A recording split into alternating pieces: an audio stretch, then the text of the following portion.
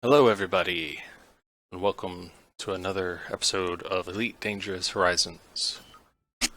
Today, I'm going to be taking my ASP out and perform some planetary landings, looking for materials, and most notably, getting more acquainted in how to use the Scarab SRV radar on finding certain materials or such. So that's what I'll be doing for the next 20 minutes. Let's see where we are right now. At the moment, we're in the Lug system.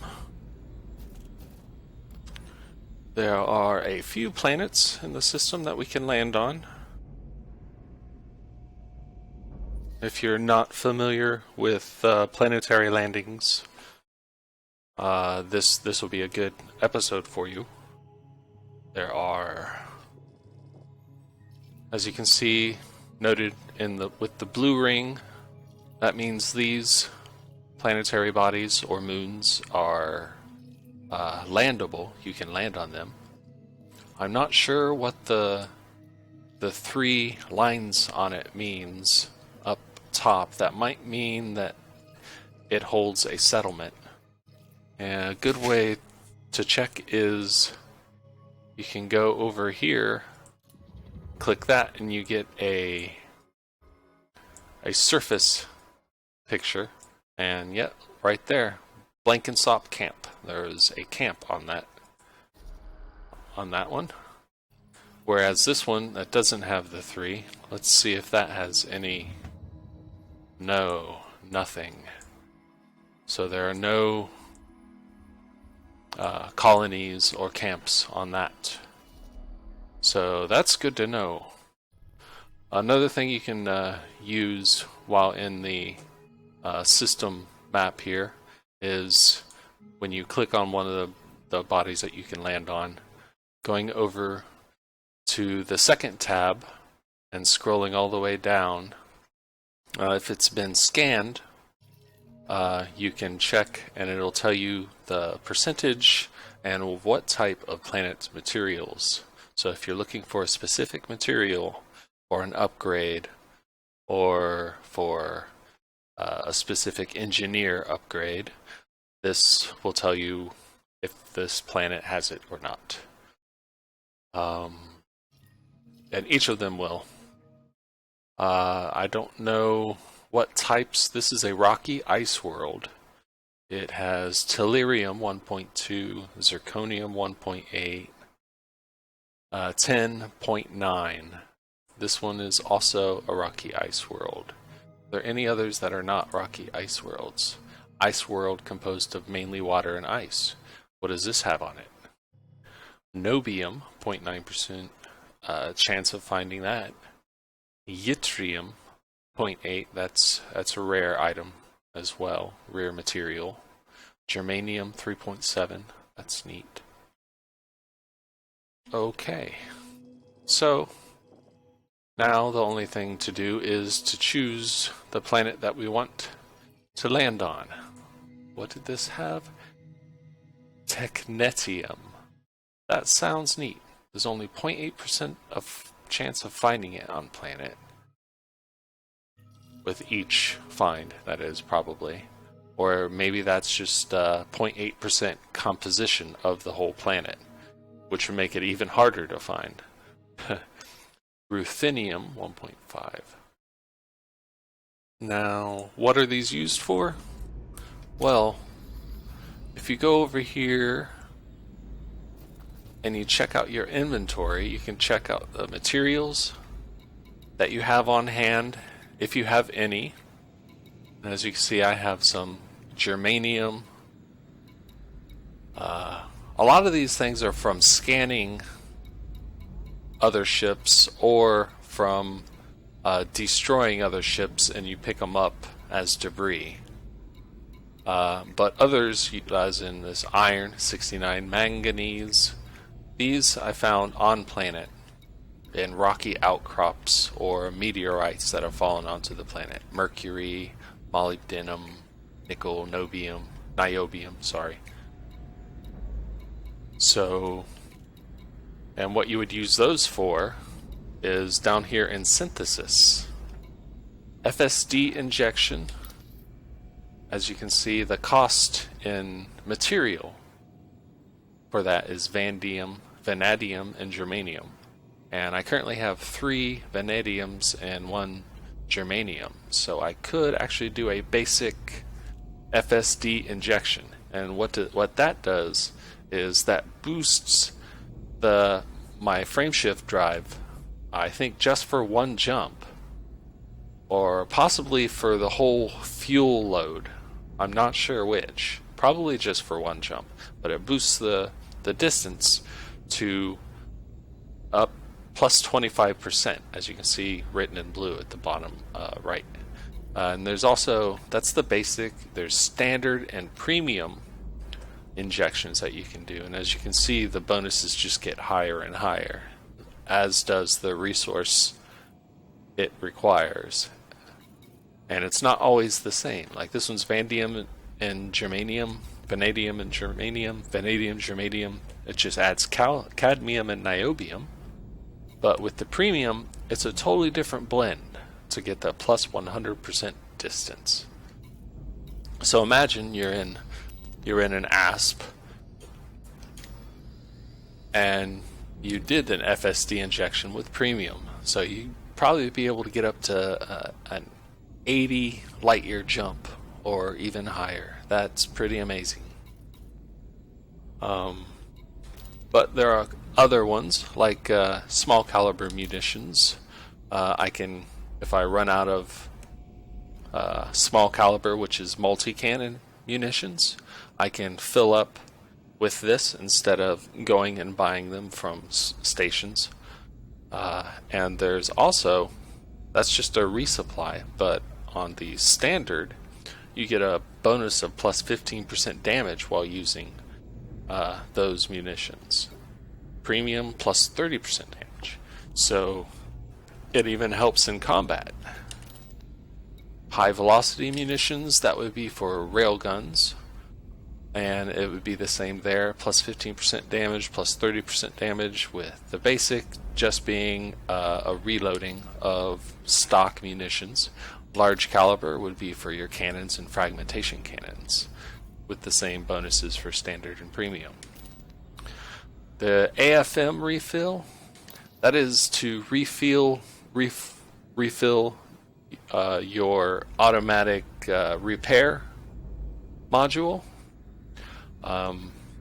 and standard and premium boosts the repair speed.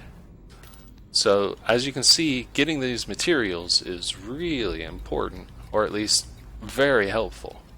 Now as you can see, these are red. The SRV ammo restock, SRV repair, and SRV refuel.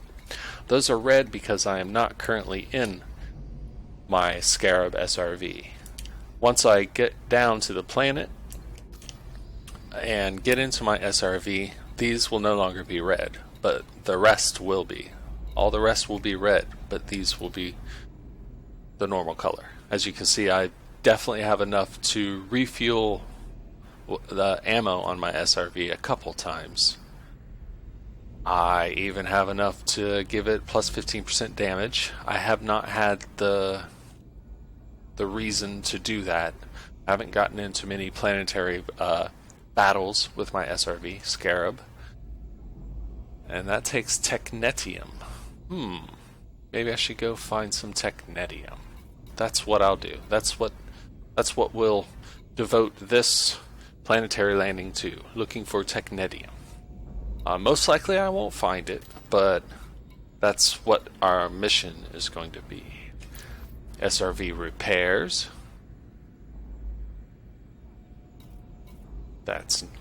So as you can see, these are very cool. Data, that's from scanning. That's what that's from. Materials, the chemical distillery, manipulators, processors, those are from damaged ships or other things that you destroy, and they leave behind these certain things. So with that in mind, let's go back to our system map and see where that technetium was located. I think it was on Lug 4. Go to the second tab, technetium, 0.8%. So this is where I want to land. Just to hop, skip, and jump over. Now to land on the surface, your ship's going to have to be outfitted with, let me get down to it. Okay, it's not down there. A planetary vehicle hangar, which houses the Scarab beetle here. I call it a beetle, I'm sorry. A Scarab SRV.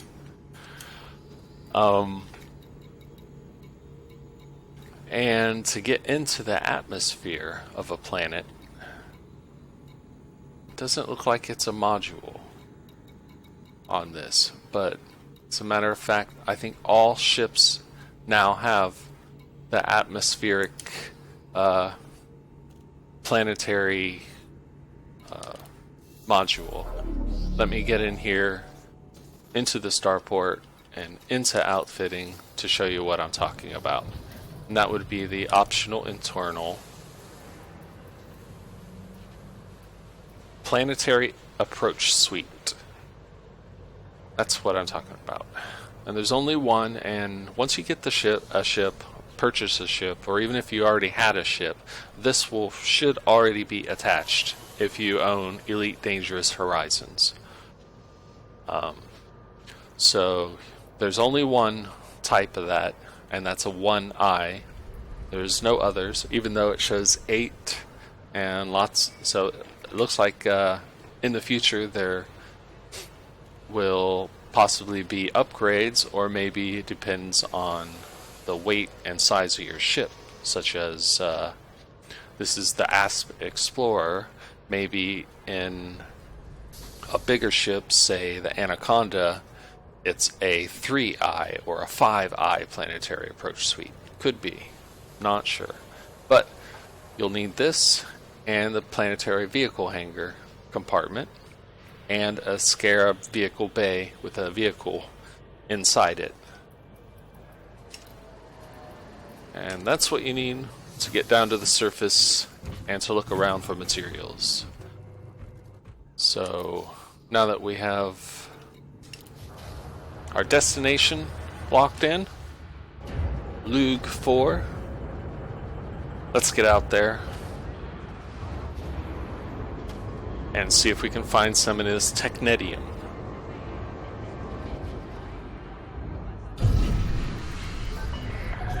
Landing coupler disengaged. Watch for oncoming traffic when passing through the airlock. Aye aye, station. They better watch for me as well. Coming over to the green light.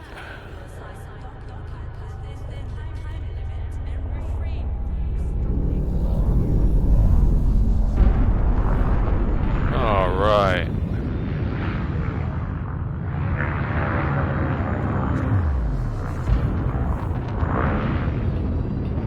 And there's our destination.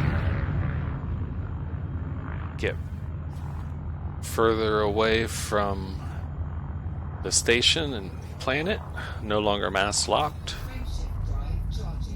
Charge up the FSD.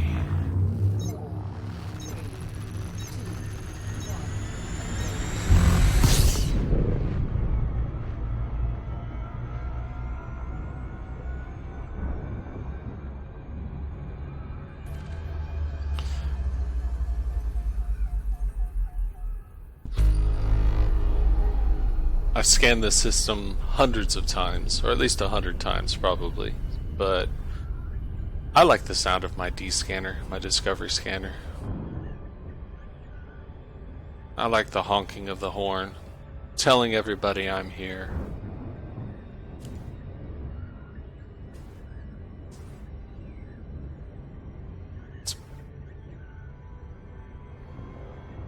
Let's put on the planetary orbits to see how many orbital planes I have to run through. It looks like it's on the other side of the sun as well, so good to know. Going a little too fast here.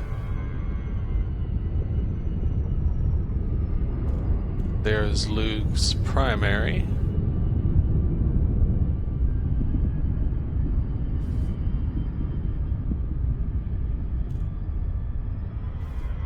This is a very popular system.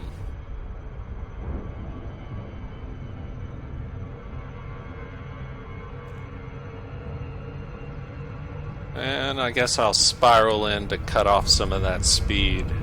Alright. Good enough.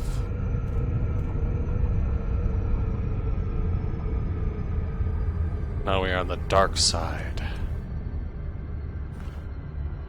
I'm going to land on the side that has more light on it. Just so we can see what I'm doing here. Now, to land on a planet, it's pretty easy. I would come in at an angle to the edge of the planet like this. And as you see, it shows me how high up from the surface. That little gauge just popped up there. I'm 2.3, 2.2 million miles away. And also, let me slow down here, just to look at the planet.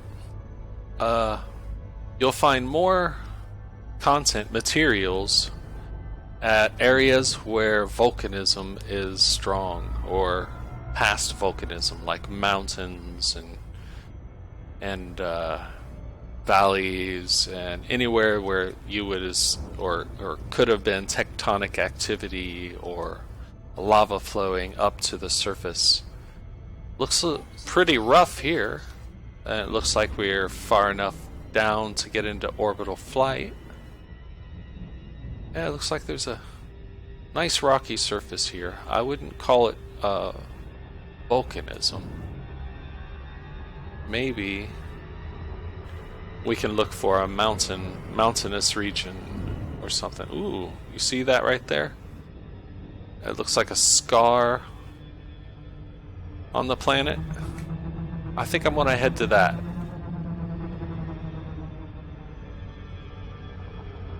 I'll line it up. I don't want to point directly at the planet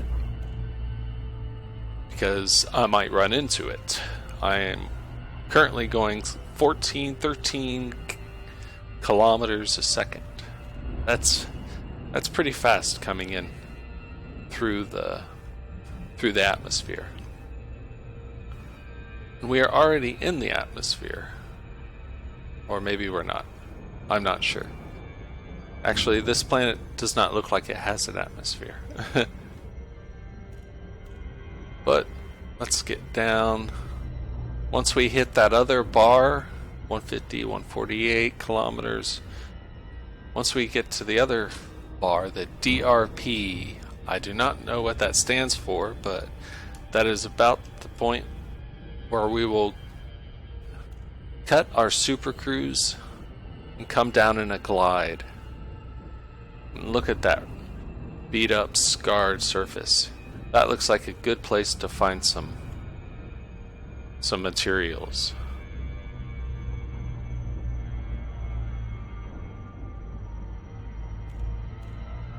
We're at 55, 54, 53, dropping from orbital cruise. There we go. And now we're in glide. And be careful with this. You don't want to point down, and you don't want to turn too fast, because look at that, I'm blacking out. You don't want to black out while coming from orbit. And the cruise depends on your speed. You can always pull back on your speed to slow yourself down. And the orbital cruise should take less time. I think I'll pull up a bit as well. 6 kilometers, glide complete. Good. Now this would be, now that the glide's complete, this would be like a standard speeds that you would do in, say, a combat zone or docking with the station. And of course you still need to be aware of how close you are to the planet, because looks can be deceiving. These planets and the Elite Dangerous Horizons, these are on a 1-to-1 scale. So you could be closer than you think, or you can be further away than you think. But this area right here, this looks to be a really good place. It's very bumpy, which makes me think that this is either a portion of an impact, which it could be, or it could be the signs of prior volcanism for the planet. Either way, let me get a little closer to the surface. And put down my landing gear, and we'll get to the surface and we'll check out the Scarab SRV. Let me actually. Looks like I'm on a bump. Ah, see what I mean? You gotta watch your speed. Luckily, my shields were able to take it. And for landing, as you can see, unsuitable terrain. That 0 right there on the scales, that's where you would want to be. And it looks like this is suitable, but my angle is off. It's telling me to raise my nose a bit. Now my alignment's okay. So I can go straight down.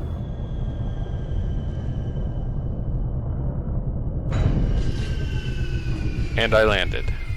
And that's all there is to that. Now the next thing to do is to look down and deploy the Scarab SRV. Scarab is a beetle, but the SRV. Okay, and we'll do that on our next episode. We'll go out and search for the Technetium and see if we can find anything there. And I'll show you how to use the radar and find natural and unnatural things on a planet's surface. But until next time, have a good day, and I'll see you later.